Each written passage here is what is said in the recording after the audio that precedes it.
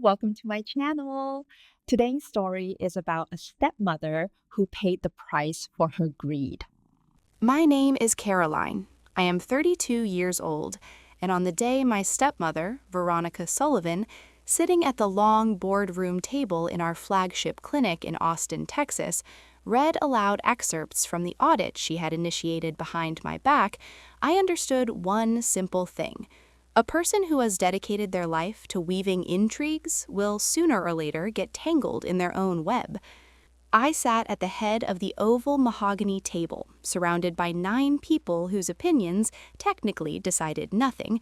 52% of the company's voting shares were held in my trust, but whose loyalty and calm were critically important for the stability of the business, and I listened as Veronica, my father's wife, and the director of public relations, methodically, like a seasoned prosecutor at a high-profile trial, listed my alleged managerial failures.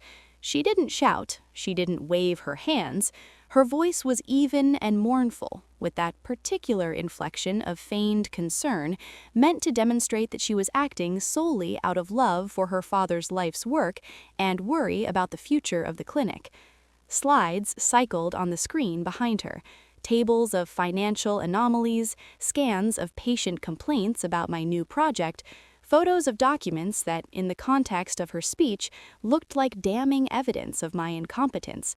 A special, tense silence hung in the room, the kind where the air becomes dense and viscous, and every sound, the creak of a leather chair, the click of a pen on a notepad, feels deafening. The board members, established, respected individuals, many of whom had worked with my father since the clinic's founding, sat with impassive faces, but I saw how the knuckles of some had turned white where they gripped the armrests, and how a vein pulsed nervously at the temple of another. Veronica paused, swept her gaze over the audience, and stopped on me. There was no triumph in her eyes, only a cold, calibrated calmness of a person who believes the game is played out and checkmate delivered.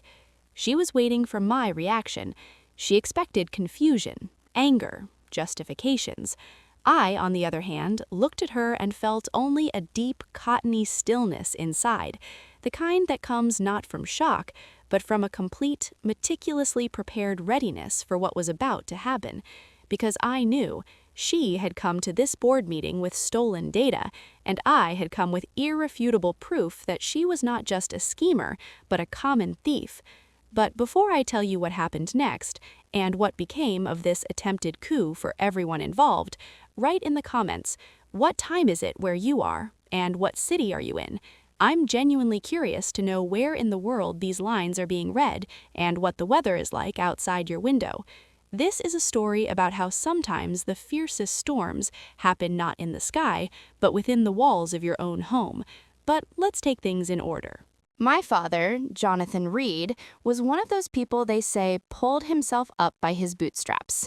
In the early 90s, when the fertility field was still finding its footing, and many saw the idea of a private reproductive clinic as a risky bet, he, a young OBGYN with burning eyes and perpetually chewed lips from stress, leased a tiny office in an old medical building off South Congress Avenue and began seeing his first patients, women desperate to conceive. I remember that time vaguely, more as a collection of sensations. The smell of antiseptic and fresh paint in the hallways, the cold of the linoleum floor under my bare feet as I ran around in sandals while my father consulted with another woman, and his voice, tired but unfailingly warm, when he would tell me, a 7-year-old, about how a blastocyst divides on day 5 and why maintaining a certain progesterone level is so important, instead of reading me bedtime stories. My mother died suddenly when I was 7, an aneurysm, an instant rupture of a vessel in her brain while she was washing dishes in our small kitchen in the Hyde Park neighborhood. I was at school when our neighbor, Mrs. Gable, came running with a face as white as a sheet and said my mom had collapsed and the ambulance was already on its way. The ambulance came in 12 minutes, but it was too late. Brain swelling, coma, and she died a day later without regaining consciousness. My father didn't break down outwardly.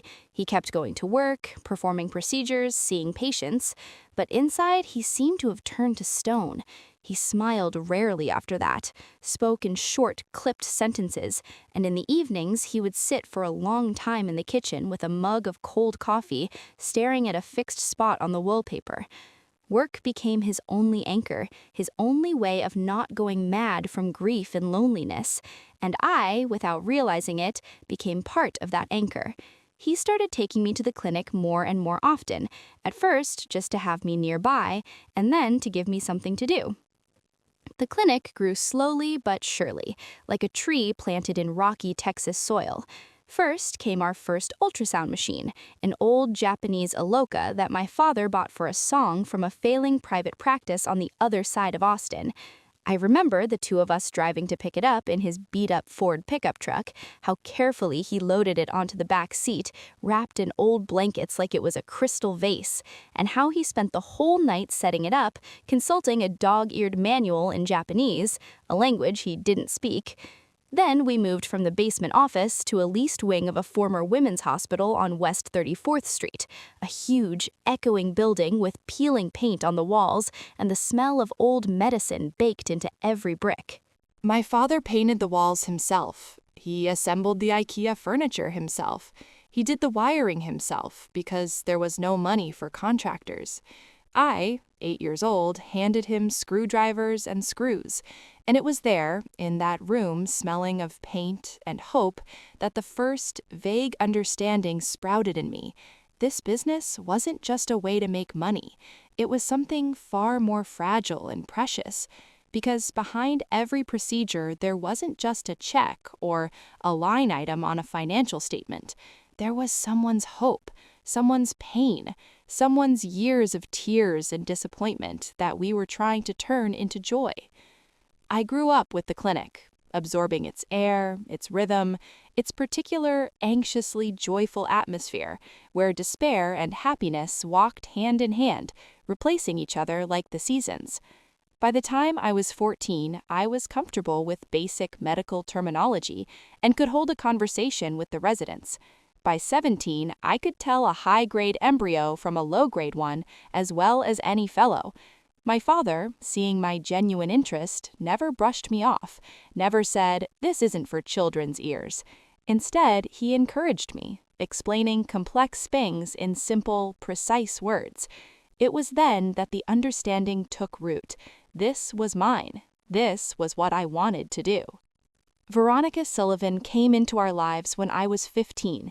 She was working as a senior receptionist at our satellite location in Round Rock, a tall, statuesque woman in her mid-30s, with a mane of auburn hair, always styled perfectly, and a smile that I believed was genuine at the time, but later realized was just a very well-trained facial muscle, lifting the corners of her lips to exactly the right angle to inspire trust and warmth in whoever she was talking to.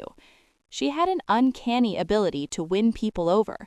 Patients adored her for her understanding gaze and her knack for calming nerves before a procedure. Staff liked her because she always seemed to know whose birthday it was, who was feeling under the weather, and who needed a friendly word or a pat on the shoulder. My father fell in love, and I didn't blame him. After nearly a decade of loneliness, grueling work, and coming home to an empty, quiet house and eating dinner alone in front of the TV, he craved simple human warmth, comfort, and care. He wanted to come home not to silence, but to a place where someone was waiting for him, where the air smelled of food cooking, where someone would ask how his day had gone. Veronica played this role skillfully, almost artfully. She made his favorite meatloaf, which she herself didn't eat because she was on some fad diet. She brewed him chamomile tea with honey when he stayed up late with paperwork.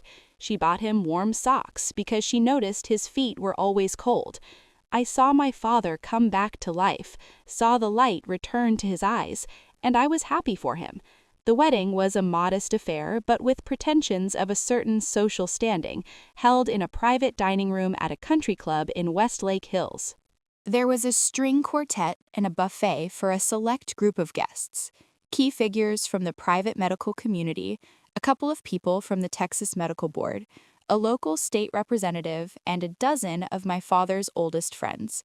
Even then, I noticed how Veronica looked at the guests, not as people with whom to enjoy an evening, but as pieces on a chessboard, each one potentially useful in some future game.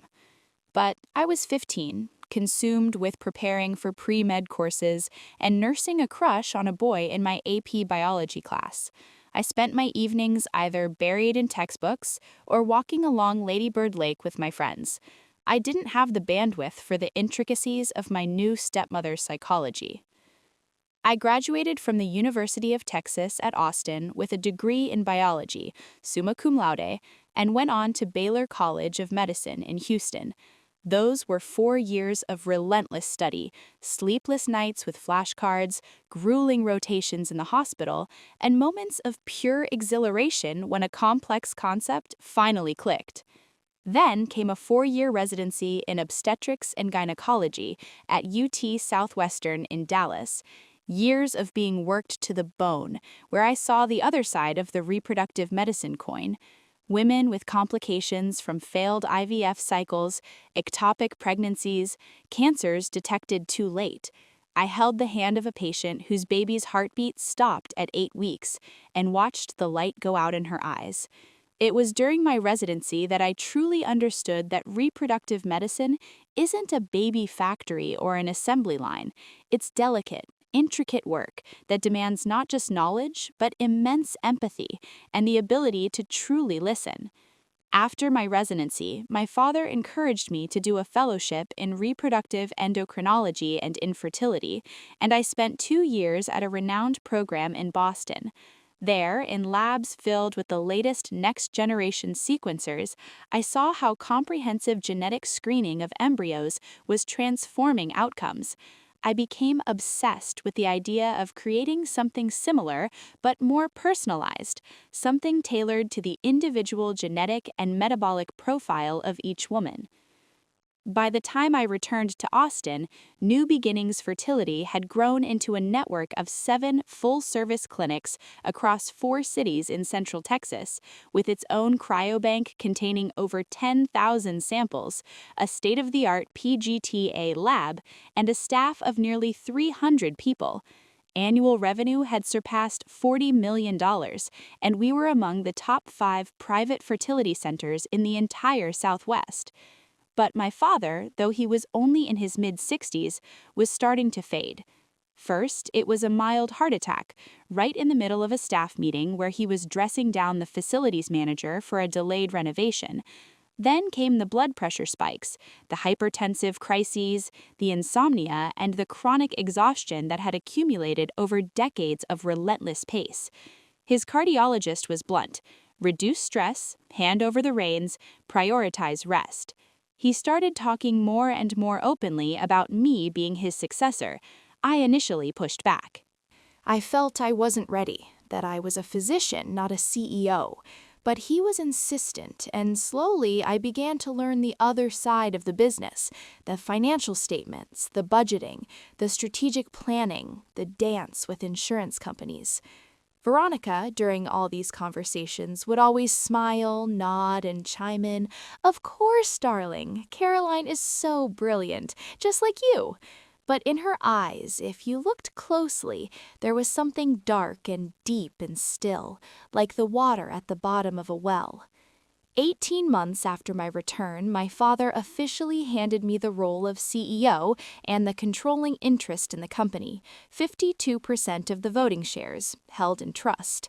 By that time, Veronica Sullivan Reed held the position of Director of Public Relations, a post she had essentially created for herself and maneuvered through the board while my father was still at the helm and had the energy to resist her pressure.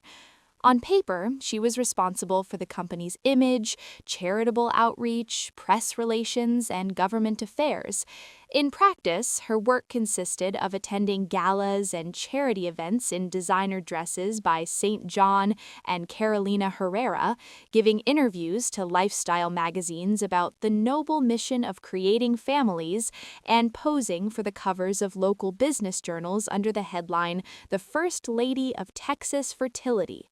She reveled in this status like a narcissist gazing at his reflection, and any mention of her in the press as Veronica Sullivan Reed gave her a near childlike thrill. I watched her spend long minutes poring over articles, rereading paragraphs where she was quoted, saving screenshots to her phone. My appointment as CEO was a slap in the face to her. She had naively calculated that my aging, ailing father, so thoroughly under her influence, would eventually hand the operational reins to her, and I would remain quietly buried in my lab, among microscopes and petri dishes, posing no threat to her power.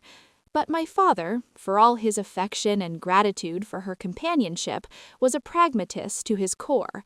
He understood perfectly well who was actually driving the medical and scientific engine of the business, who was developing new protocols, introducing innovations, and building the clinic's reputation among peers.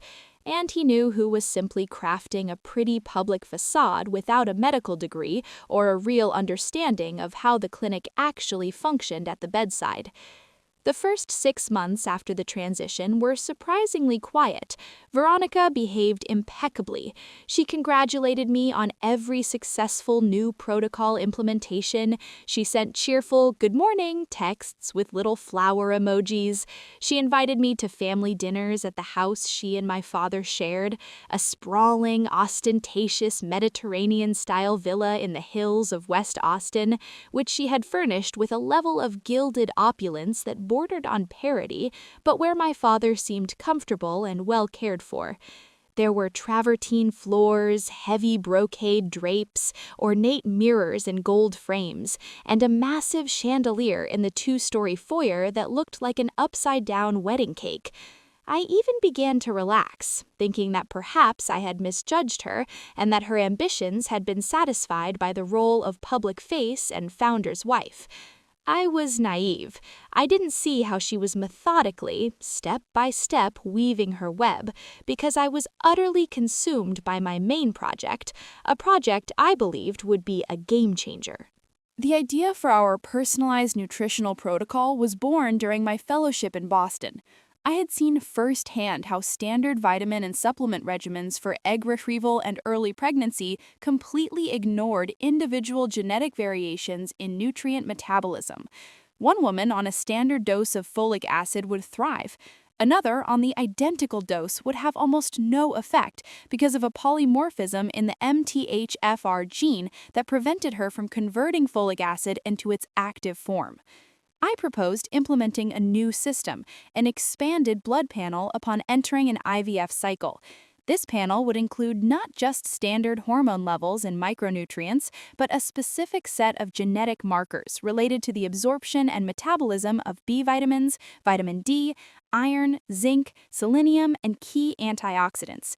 An algorithm we developed with the help of a small bioinformatics team I hired would then calculate a personalized formula for each patient, a precise dosage of each component tailored to her specific biology. This custom blend would be encapsulated and labeled with the patient's name and cycle number and given to her to take throughout her stimulation cycle and the first trimester. A pilot study on 80 volunteers had yielded extremely promising results, a 12 to 15 percentage point increase in clinical pregnancy rates compared to a matched control group on standard protocols, and a nearly 25% reduction in early biochemical losses. I had poured not only my entire professional reputation into this project, but also all my personal savings, nearly $200,000 I had set aside for a down payment on my own house, plus the development budget approved by the board. We were preparing for a major launch at the annual ASRM conference in Denver, and I was working 15-hour days, sometimes falling asleep on the narrow cot in my office at the clinic's lab wing. Meanwhile, as I would later find out, Veronica was weaving her web. But here I must make an important distinction, because in the real world of business, unlike in cheap television dramas, a CEO does not allow someone to steal from her own company for months just to stage a dramatic reveal at a board meeting. If you see a hand reaching into your company's till, you grab that hand and break it immediately. You don't wait until the thief has built a big enough pile of loot for a flashy finale. And that is exactly why things unfolded very differently from what Veronica had imagined. My response to her scheme was not a staged performance with prepared slides. It was cold, professional damage control. It all started on an ordinary Tuesday evening about 3 weeks before that fateful board meeting. I was working late in my office. It was nearly 10 o'clock at night. A soft, persistent drizzle was falling outside, streaking the windows of our downtown Austin office. I was reviewing the final project budget, comparing planned versus actual expenditures on a massive spreadsheet. I was scrolling through a list of vendor payments for the last quarter when my eye caught 2 wire transfers for relatively modest amounts, $12,000 to Med Supply Partners LLC and $9,500 to Lone Star Lab Logistics Inc. The names rang a very faint, distant bell, but I couldn't immediately place them. I clicked through for more detail. Both companies were listed in our approved vendor database as new suppliers, basic vetting complete. The line item descriptions, however, gave me pause. Payments were for obsolete assay reagents, FSH, discontinued lot. We hadn't used those old radioimmunoassay kits in over a year, having switched to a fully automated chemiluminescent platform. I frowned and leaned back in my chair. My first thought was a simple procurement error. We had over 100 active supply contracts. A mistake by a junior buyer was not impossible, but a nagging, prickling feeling.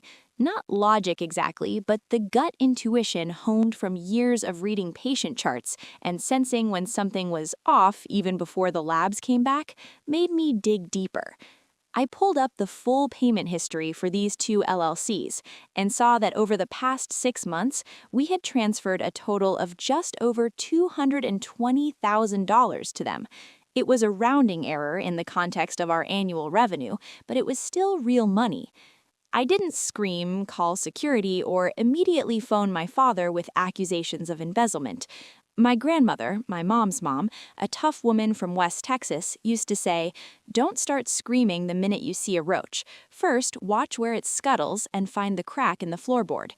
I calmly pressed the intercom button and asked Ray Gutierrez, our head of security and a retired detective from the Austin PD's Financial Crimes Unit, to stop by my office, along with Amir, our head of IT. Ray was a lean man in his late 50s, with close-cropped gray hair, piercing eyes, and an unnerving way of sitting completely still while he listened. Amir was a young genius in his late 20s, perpetually wearing a faded Radiohead t-shirt and nursing some obscure energy drink. I explained the situation briefly and asked them to pull everything they could on these 2 LLCs. Within an hour, I had a printout of the entire payment chain and the electronic signatures from our accounting system. By the next afternoon, thanks to Ray's contacts at the Texas Comptroller's office, we had the full business entity filings. I sat at my desk, sipping a now cold cup of jasmine green tea, feeling a cold, creeping sensation crawl up my spine. The registered agent and managing member of Med Supply Partners LLC was listed as a Mr. Kevin Doyle, Veronica Sullivan's brother.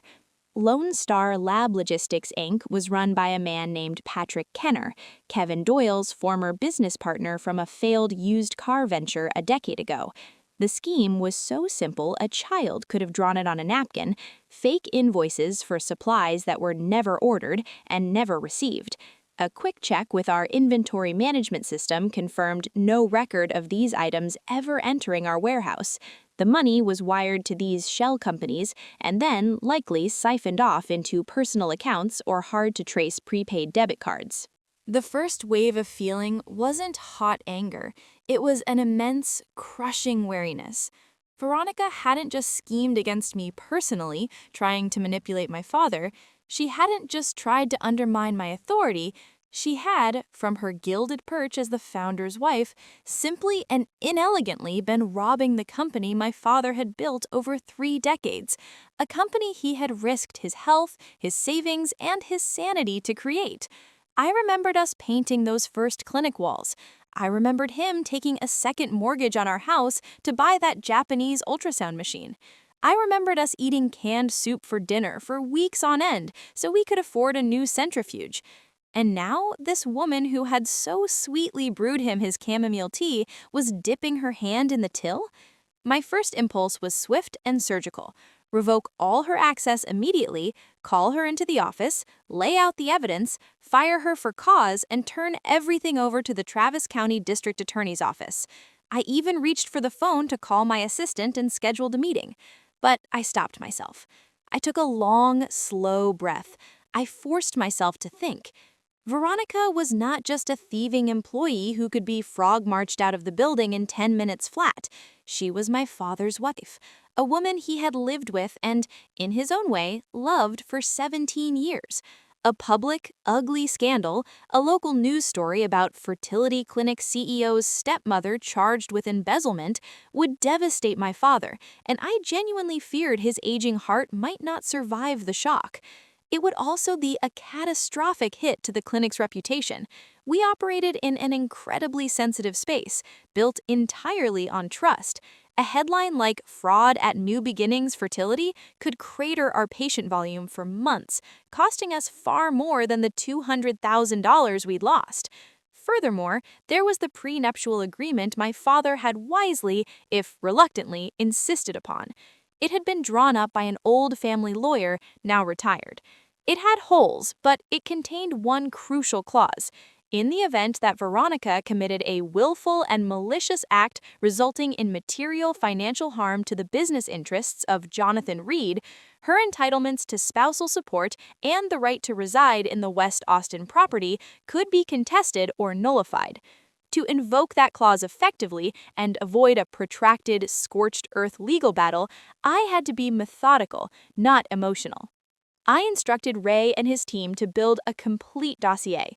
We quietly, without any fanfare, implemented new internal controls on all vendor payments. Any invoice over $5,000 from a new or low-activity vendor would now require my personal sign-off via two-factor authentication. Amir's IT team set up a monitoring script to flag any login attempts to the accounting database coming from IP addresses outside the office network or occurring outside of normal business hours. We wanted a clear, unbroken digital trail. Meanwhile, Ray continued to dig. He uncovered a few more suspicious contracts for vague, strategic marketing consulting services with small PR firms that traced back to former colleagues of Veronica's from her early career in Houston. The total amount of questionable financial activity we had identified, spanning nearly 2 years, began to approach the cost of a new, top-of-the-line 4D ultrasound system. This was not a one-time lapse in judgment. It was a pattern, a systematic, ongoing drain. My plan was straightforward. Finish the internal investigation, document everything meticulously. Then, early the following week, I would call Veronica into my office on a Saturday morning when the administrative wing was nearly empty. I would present her with the evidence. I would offer her a single take-it-or-leave-it option. Resign immediately for personal reasons, sign a legally binding separation agreement waiving any future financial claims against my father or the company based on the prenup, and vacate the house within 72 hours. In return, I would not turn the files over to law enforcement. I didn't want a criminal trial. I didn't want her in an orange jumpsuit. I just wanted the infection excised from the company's body as cleanly and quietly as possible. I hoped, perhaps foolishly, that the sheer weight of the evidence and the instinct of self-preservation would force her to accept a quiet, dignified exit. But people like Veronica rarely operate on pure self-preservation logic. That part of their brain has often been eaten away by a far more potent hunger, the hunger for power and control. She must have sensed something was wrong. Perhaps her brother Kevin tipped her off that the payments weren't clearing the new verification steps. Perhaps one of her friends in accounting whispered that Ray Gutierrez had been asking pointed questions. Whatever the trigger, she realized the jig was nearly up, and instead of trying to negotiate or slink away quietly, she decided to go on the offensive. She used her formal authority as a board member to call an emergency board meeting, placing an item on the agenda she titled Assessment of Executive Management Effectiveness and the Mitigation of Emerging Financial and Reputational Risks. She was going to try to discredit and remove me, gambling that she could tarnish my reputation with the board and my father before I could lay out my own findings. And so I sat in that boardroom listening to her presentation. She had walked in at 10 o'clock exactly, elegant as ever, in a cream-colored Armani pantsuit, her hair a perfect gleaming helmet, a string of pearls at her throat. She smelled of a complex, expensive perfume, something with notes of iris and sandalwood. She laid out her folders and started the slideshow. Her deck was surprisingly well done. I suspected she'd hired an outside consultant on her own dime. Slide 1. Escalating operational expenditures last 2 quarters. A bar chart showed rising costs for my personalized nutrition project, presented without the crucial context that these were board-approved R&D investments that were already showing positive clinical results in the pilot phase. Slide 2. Unexplained accounts payable delays. She highlighted 3 instances of payments to lab supply vendors that had been delayed by 2 or 3 days due to our transition to a new electronic payment system, all of which had been resolved with no penalty or fallout. Slide 3. Analysis of patient satisfaction dashboard comments. She read aloud from 3 anonymous online reviews where women complained about longer than expected wait times in my clinic, I tended to run late because I spent as much time with patients as they needed, or the inconvenient location of a satellite office's blood draw station. Individually, these were the minor, everyday complaints that any busy medical practice receives, but gathered into a pile and presented with Veronica's tone of mournful, maternal concern, they painted a picture of chaos and incompetence. She concluded with a slide bearing the logo of a small, obscure consulting firm called Healthcare Advisory Partners, which had produced a report based solely on the data Veronica gave them, citing multiple indicators of strategic drift and unchecked operational risk. Veronica's voice was a perfectly modulated instrument of false regret. She talked about her deep sadness at seeing her husband's legacy beginning to show cracks. She mentioned patient trust eroding and valuable staff becoming disenchanted. She looked at the small video monitor in the corner of the room, where my father was participating remotely from the house on doctor's orders to avoid stressful situations. I watched his face on that small screen. He looked gray and tired, his jaw tight, the vein in his temple visible. He was in pain, and he was confused. The board members, all 9 of them, remained largely stone-faced, though I noticed 2 of the older men nodding slightly at some of Veronica's points, the same 2 she had been cozying up to at recent charity functions. Finally, she reached her crescendo. She clicked to a slide with a single, bold headline. Recommendation: Review of executive leadership structure to safeguard future of new beginnings.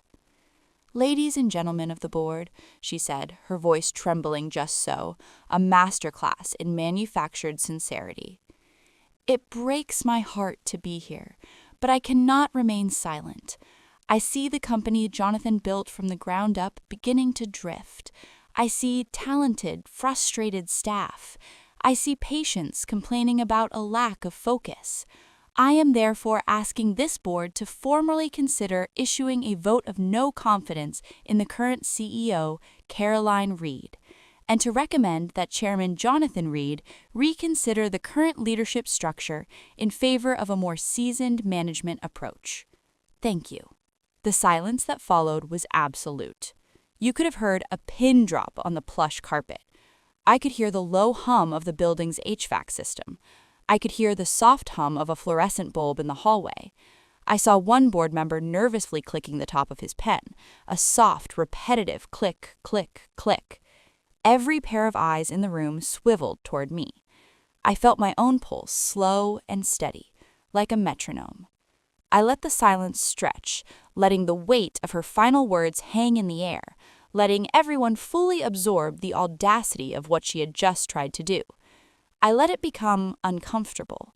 Then, slowly, deliberately, I pushed my chair back. The legs made a soft scraping sound against the floor, a sound that felt amplified tenfold in the hush. I rose and walked to my laptop, which was connected to the same room projector. Veronica, members of the board, and Dad, I said. My voice was flat, registerless. There was no anger in it and no triumph, just a calm statement of fact. I've listened carefully to everything you've presented. You've clearly put a lot of work into compiling this material. Before we move to any discussion of a vote, however, I feel it's my duty as CEO to add a few supplementary documents to the official record. These documents pertain not to strategic drift, but to concrete financial irregularities that have been uncovered by our internal audit processes. Irregularities that extend beyond the realm of internal policy and potentially into the realm of felony theft. I plugged a small encrypted flash drive into my laptop and pressed a key.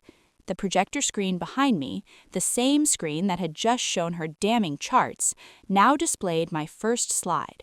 It was a flowchart, and the center a photograph of Veronica from a clinic holiday party, smiling and holding a glass of Prosecco.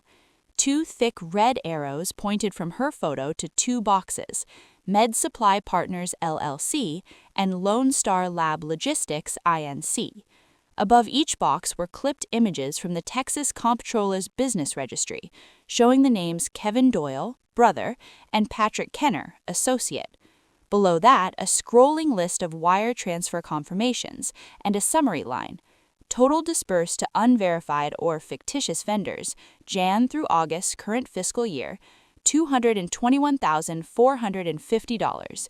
Confirmation from inventory, 0 items received. A rustling went through the room. Someone, I think it was Dr. Miller, our resident board physician, let out a long, slow sigh through his nose. Veronica's face, just moments before a composed mask of concern, went the color of old paper. Her mouth opened slightly, but no sound came out at first. These irregularities came to my attention during a routine vendor audit just over 3 weeks ago, I continued, my gaze never leaving her pale face. As CEO, I have a fiduciary duty to this company and its shareholders to investigate any and all potential misappropriation of funds. I initiated that investigation immediately. What you see on this screen is a small fraction of the dossier compiled by our security and legal departments. We have substantial documentation indicating that these fraudulent payments were facilitated by individuals with high-level access to our financial systems. Access that was, in some cases, improperly obtained or used outside of protocol and business hours. Veronica's breath hitched. She turned, looking around the room at the board members for any sign of support. She found none. They were all staring at the screen, or at her, with expressions ranging from disbelief to cold, detached curiosity. This is insane, she stammered, her voice now stripped of its earlier polish, sounding reedy and thin. A fabrication, a forgery. She's doing this to save her own skin after my presentation. I clicked to the next slide without responding. This one contained a security incident report from Ray Gutierrez, marked confidential.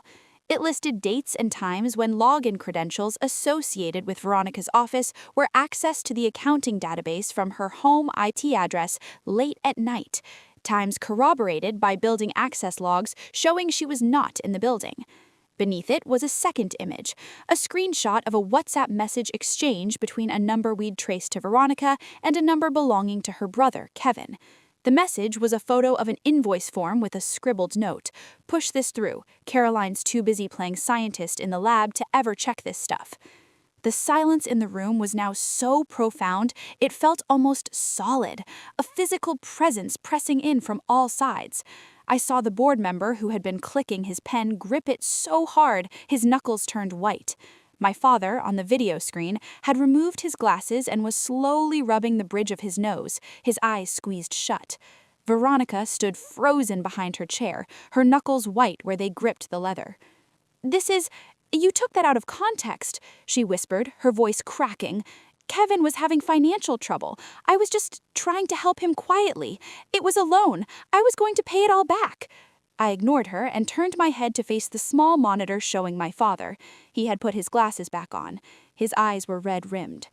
"Dad," I said, and my voice softened, losing the steel edge it had held for the board. I'm sorry you had to see all of this play out here. I had really hoped we could handle this quietly behind closed doors, to spare you this, but she's left us no choice." My father looked past me, at the camera, at Veronica. His voice, when it came, was thin and dry, like old parchment. "Ronnie," he said, using the nickname he'd given her years ago, a form of address that now sounded like poison in his mouth. "Ronnie, is this true?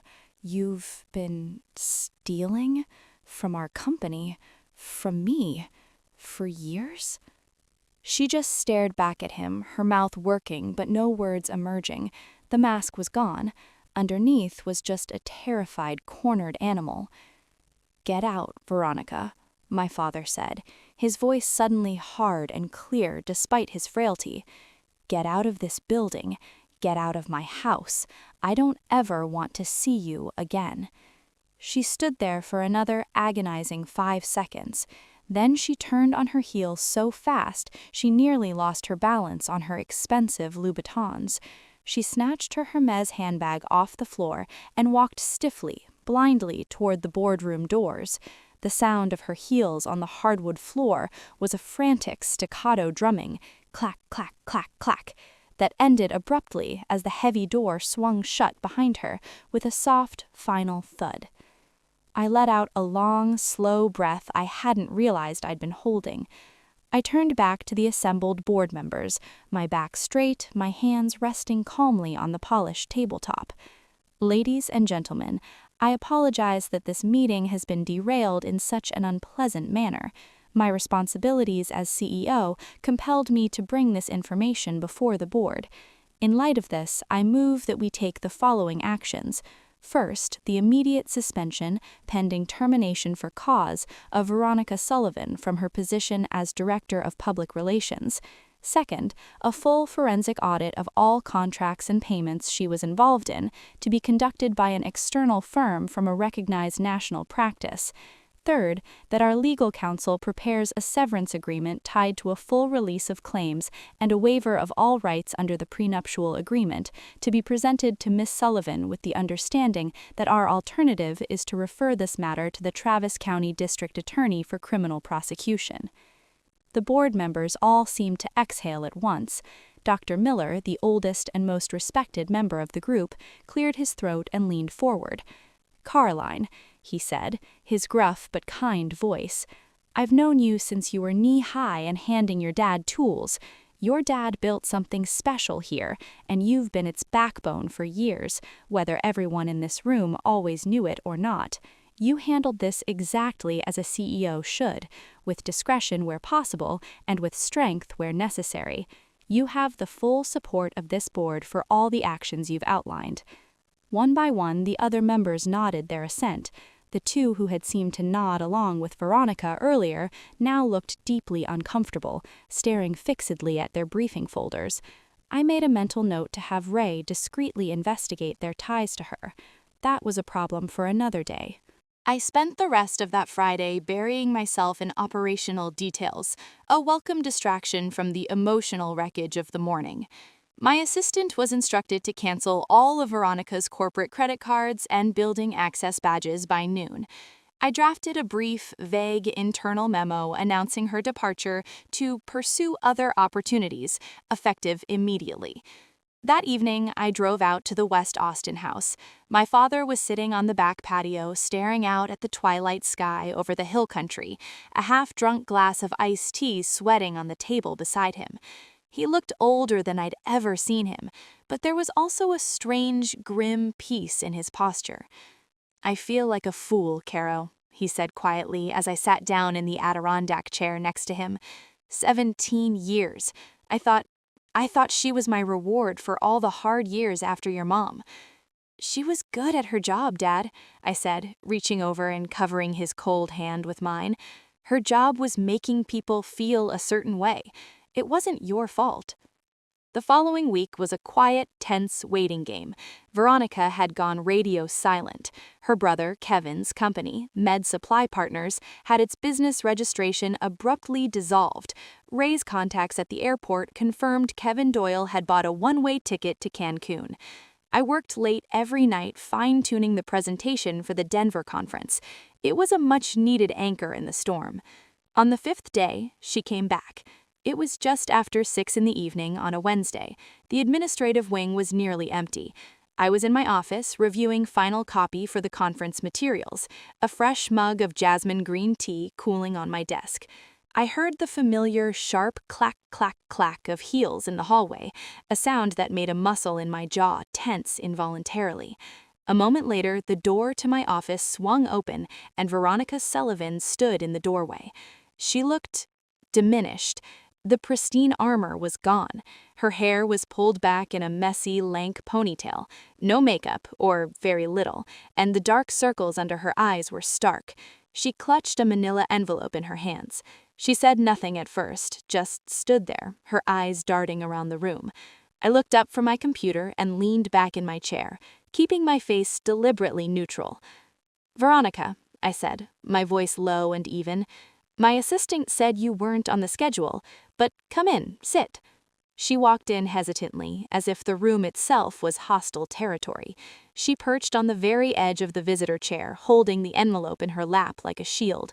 Her hands were trembling. "Caroline, she started, and her voice, that once powerful instrument of persuasion, was now a thin, scratchy thing. "I came here to talk, woman to woman, please." I didn't respond, just watched her, waiting.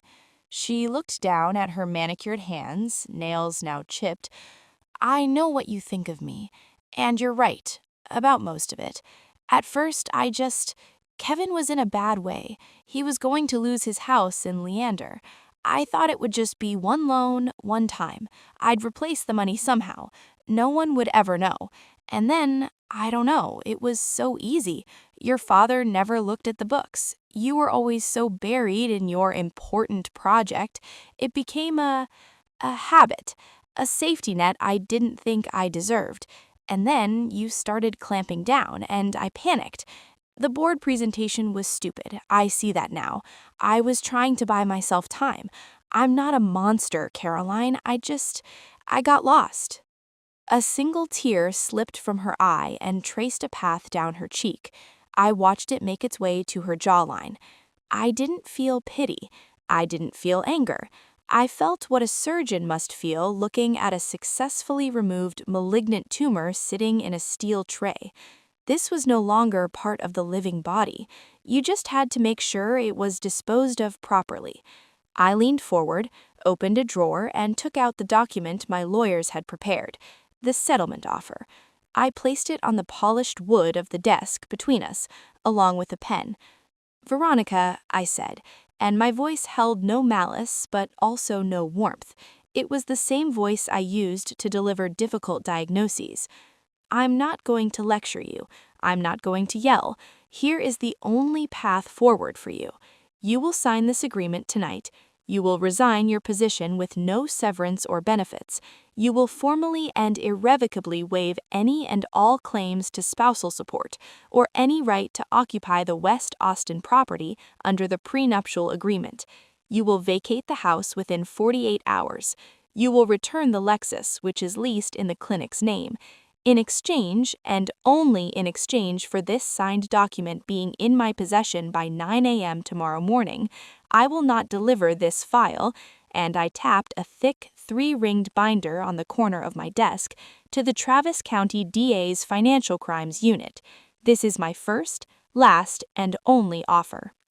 She stared at the document for a long, trembling moment. More tears fell, spotting the manila envelope in her lap. Then, with a deep, shaky breath, she picked up the pen. She scrawled her signature on the marked lines. She pushed the paper back across the desk at me with a look of utter defeat. "Just like that?" she whispered, not meeting my eyes. "You get everything? Just like that?"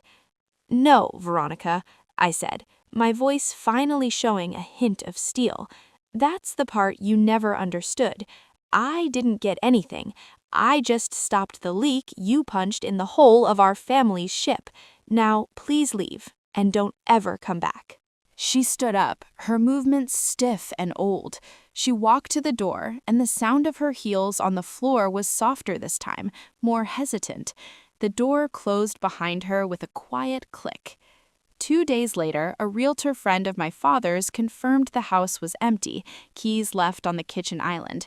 We had the locks changed and brought in a service to deep clean the place from top to bottom. I heard later, through the grapevine, that Veronica had moved to Florida, near a cousin in the Tampa area, and had taken a job managing a small dental practice. Whether she started a new life or just a new web of schemes in a different climate, I didn't care. She was out of my world. The ASRM conference in Denver was an unqualified success. My presentation on the personalized nutrition program was standing room only. I fielded questions for an hour afterward and left with a stack of business cards from other clinic directors who wanted to explore licensing agreements. It was the professional high point of my career to date. My father, 6 months later, was like a new man, freed from the constant low-grade toxicity of his marriage. His health improved, his smile returned, and he even started coming into the clinic twice a week to see a few of his longtime patients. Pro bono work, he said, kept him young. A year after the board meeting, I was sitting on the wide deck of a small, modern house I'd bought for myself in the Zilker neighborhood. It wasn't a Westlake Hills mansion, but it was mine. It was quiet, filled with light, and had a view of a greenbelt full of scrub oaks. There was no gilded furniture, no marble, and no ostentatious chandeliers. Just clean lines, comfortable chairs, and the smell of jasmine from the vine growing up the trellis near my balcony. I sat there in the fading light of a warm Texas evening, the sky painted in shades of orange, pink, and deep violet, sipping a mug of hot jasmine green tea. A framed photo sat on the small table next to me. It was old and slightly faded. The three of us, my father in his white coat, me at 7 in my sandals holding my favorite doll, and my mother standing just to the side, smiling a quiet, private smile. I looked at it for a long time, and I realized I didn't feel that old familiar ache in my chest anymore. Just a quiet, immense gratitude for what I'd had, and a peaceful hope for what was still to come. There was no revenge in this story. That word doesn't apply. I didn't destroy Veronica Sullivan. I simply stopped feeding her. I turned off her supply of money, of power, of control. And like any parasite, she withered and fell away. Self-respect doesn't require screaming or dramatic public execution. It requires one thing: the quiet, consistent, daily work of setting and maintaining boundaries. It's about knowing the difference between a person who makes your world bigger and brighter and a person who makes it smaller and darker just by being in it. Once you see that difference clearly, the choice is simple. You stop being a host. And now, write in the comments, what would you have done in my place? If the person you'd trusted for years, who was woven into the fabric of your family, turned out to be not just an enemy, but a parasite, quietly draining everything you'd built, would you give them a second chance, seeing their tears and their regret? Or would you choose your own peace and the right to a life free from toxic people? I'm truly curious to know what you think. From where I'm sitting, this story isn't about revenge at all.